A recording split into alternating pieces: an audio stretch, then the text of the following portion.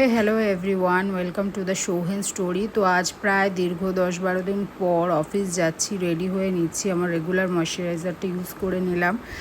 দেন আমার যেই সিরামটা আমি সারা বছর ইউজ করি সেটা ইউজ করব। তো তোমরা তো জানোই আমি যেটা বলেছিলাম, ওয়াও স্কিন সায়েন্সের আমি একটা কফি সিরাম ইউজ করি, তো সেটাই ইউজ করে নিচ্ছি খুব হালকা করে। ওয়েদার এমনিই ভালো না, আকাশ মেঘ করে আছে।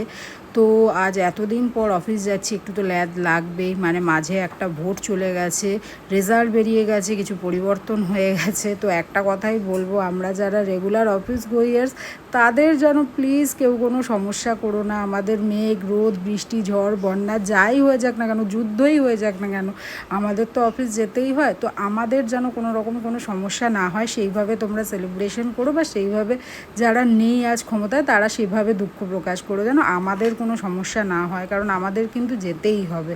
তো আমি ওই খুব সিম্পলভাবেই রেডি হয়ে আমার সিঁদুরটা ইউজ করে নিলাম, দেন চুলটা বেঁধে নিলাম, আর লাস্টলি আমার আইব্রো যেহেতু খুব হালকা পাতলা, তো একটু আইব্রোটা ড্র করে নিলাম। তো এই ছিল আমার রেডি হওয়া। চলো টাটা।